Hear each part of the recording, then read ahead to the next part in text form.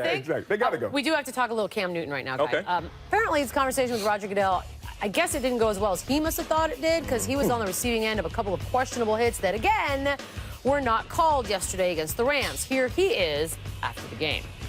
I feel like today was more of a clean game than everything. I'm just happy. I'm just happy we won the football game. So. Think you had more fun out there this time? It's always fun to win. What's going on with the hats? What'd you say he looked like? Like, he looks like a cigar. He looks like a cigar. He looks like a black and mild up there. Anyways, I got distracted, as I do every week this time when we try to do a Cam story. All seriousness, did the league fail him once again? No, not at all. Okay. This is my problem with Cam Newton. I think that he's a big enough player, right, that he should have called Roger Goodell from the start.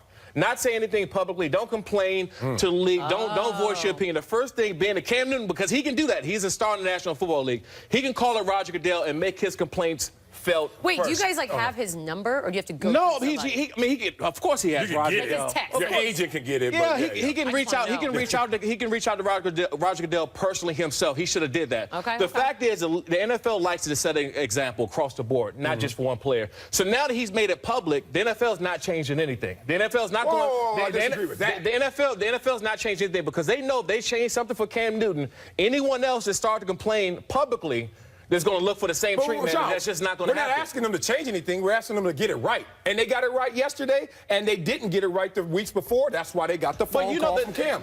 Look, these situations actually are two legal hits. Now, you're talking to two former defenders up here, but from our eyes, these are legal hits. The first one by Mark Barron certainly was a forearm shiver to the side, and that caused the head to snap back. The second one by Aaron Donald, yeah, he flied in the air. Yes, he was flying. Yes, he launched. But he didn't hit him face to face, helmet to helmet. Yeah. Kind of caught him right here in this groove, and you saw that reaction. All that said, I'm glad the NFL didn't cave to the scrutiny, to the heightened awareness of, you better call it for Cam. I actually think the NFL got this right. Two legal hits. And I just want you both to know that when we were doing our morning call this morning, I didn't even give my opinion on this because I wanted to defer to you two, Joe. Oh, Beadle, you're so nice. They know a lot more. Okay, we've got college football on Saturday. There were some upsets this weekend, but on Saturday, Cincinnati lost 20-3 to BYU to drop to 4-5 on the season. But who cares about that? The real action came after the game when head coach Tommy Tuberville got into it with a fan. Take a listen.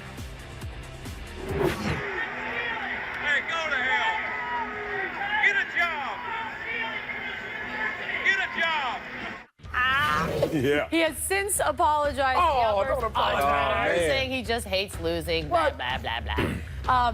We originally were going to say, does he need to apologize? But now that he has, why did he do that? Why'd you apologize? Why? You know, this is what I hate in sports and what I hate in entertainment as a whole. How sports has this different line than all other entertainment products. Think about it. It's a one-way transmission in sports. If I pay the price of admission, I can do whatever I want and say whatever I want to you as an athlete. But I can't do that in any other entertainment product. When I buy a ticket to the opera, I am forced to sit there and take in that bad product, a good product, and not curse anyone out. You're not forced to sit there. You opted to sit but there. you know, and the same in this situation. You're not forced to sit there in a game. At a sporting event, however, you have two entities. One you're probably rooting for. One you're not. If I go to a Beyonce concert, I love Beyonce. Who cares? I go to a Beyonce concert, I can't do anything I want to. And it's in my head. But certainly, I'm like, all right, I got to sit there and be civilized. Look at this. And you go to a game, all of a sudden, you don't have to be civilized. I'm glad he cursed that dude back out. Marcellus, we know that we cannot respond because we're the only people that can. We're not supposed to. I'm not saying. Thank you. Let's talk about it. Okay, we're not supposed to because we're the only people that can lose in that situation. That's exactly you know that most fans are probably sitting back just hoping that we say something. Yeah. We don't have to say anything bad. But it's set up for failure They just want to hear something back, and they're just like in football. The refs never see the guy who initially took the shot. They see the one who who Beadle's guilty of this, so that's why she's defending it. As a heckler myself, I believe that I am qualified to speak on this topic.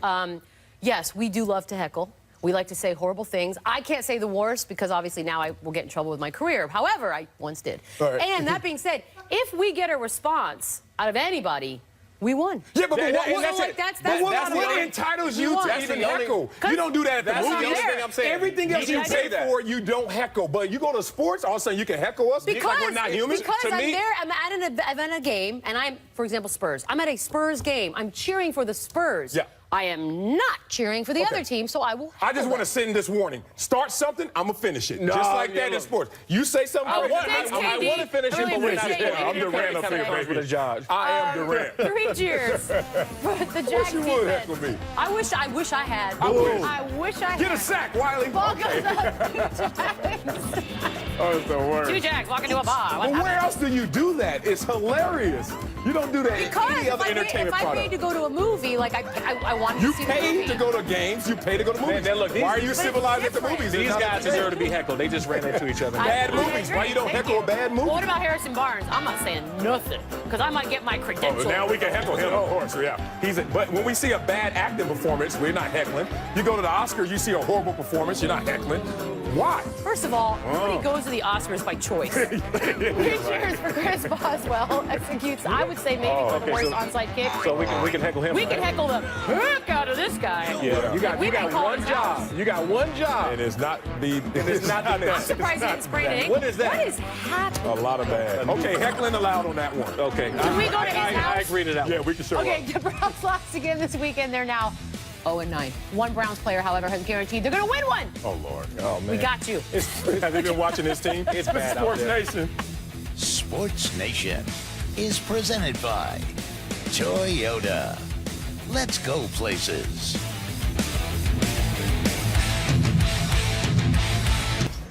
I have no idea. I don't understand it. I mean, this is what we get paid to do, is to bring it every week. I don't know what the lack of juice was. I mean, you kind of felt it over the entire sideline. We got to respond better like we did to close out the game, get the crowd involved more than just the squirrel on the field, and that would have been a better situation for us. I'd pay $40 to watch that squirrel do stuff. That was Aaron Rodgers ripping into his teammates after losing to the Colts at Lambeau. Good move for him to call him out publicly? That's sort of the question du jour.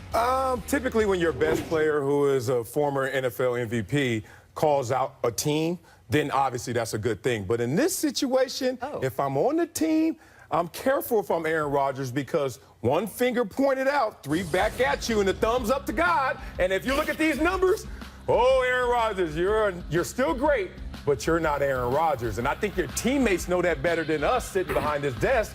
That look at those numbers right there. The QBR is going down. Everything about Aaron Rodgers is still very good, but not on his level. So if you're going to call me out, make sure you can live up to your responsibilities if you're Aaron. I agree. And you're Aaron Rodgers. I'm always against big players like that saying something publicly. Always. Because it always backfires to teammates who are not able to take it. Because now some guys react differently to getting scrutinized.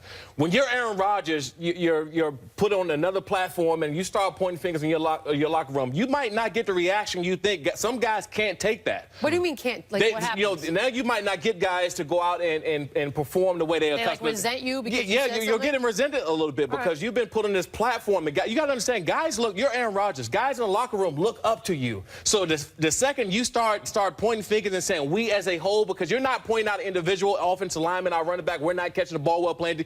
You're pointing out the team. So now you're already getting, people are jumping on your back in the public eye. People are already jumping on your back in the media. Now you're just adding fuel to the fire. And I never understood why guys of Aaron Rodgers' magnitude need to come out and address the team. That's something you pull the team together as in a team meeting, kick all the coaches out.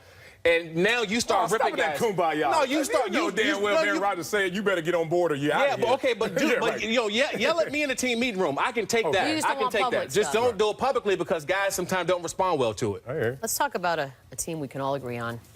The Browns. Oh, okay. The pride of Cleveland lost again yesterday. This time, well, to the Cowboys, in fairness. The defeat drops them now to 0-9, and we all get to speculate if they're even going to win a game this season.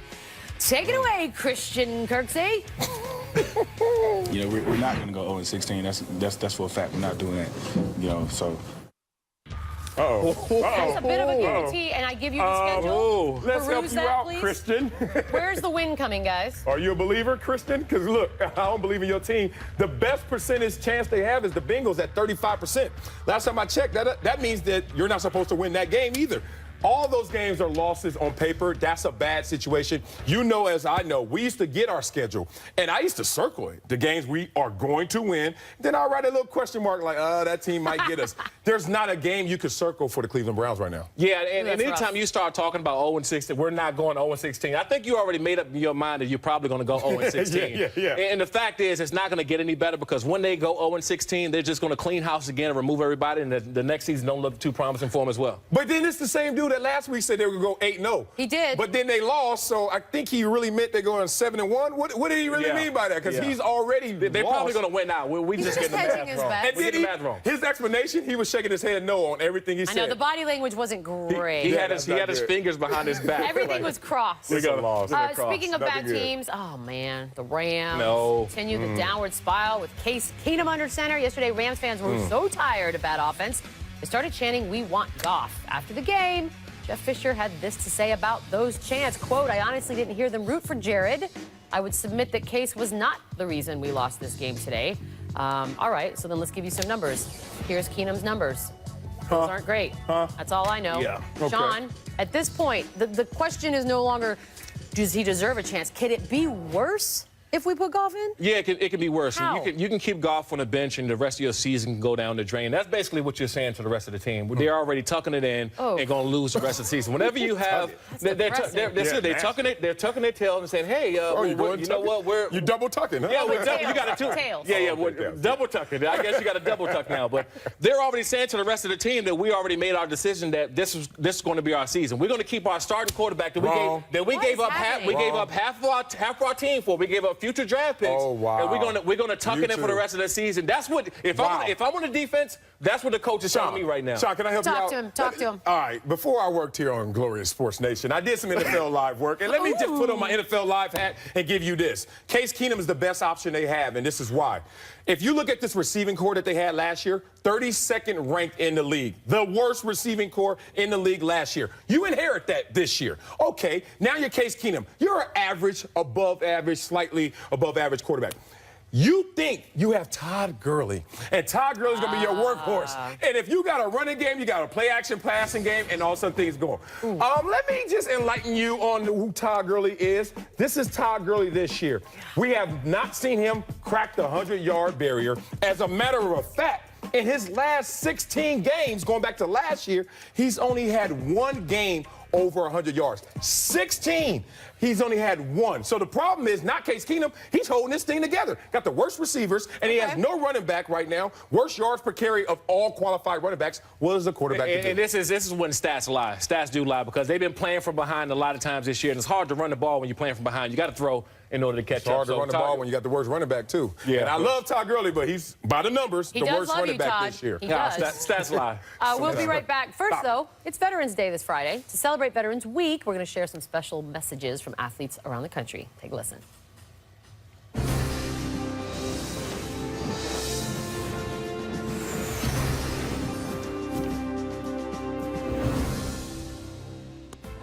Hey, I'm Jenny Finch, USA Softball Olympic gold medalist. I want to send to all the troops all over the world a big, huge thank you for everything you do, all the sacrifices you make each and every day, for representing us and keeping us safe and giving us this amazing, incredible freedom that we do have. Thank you. God bless.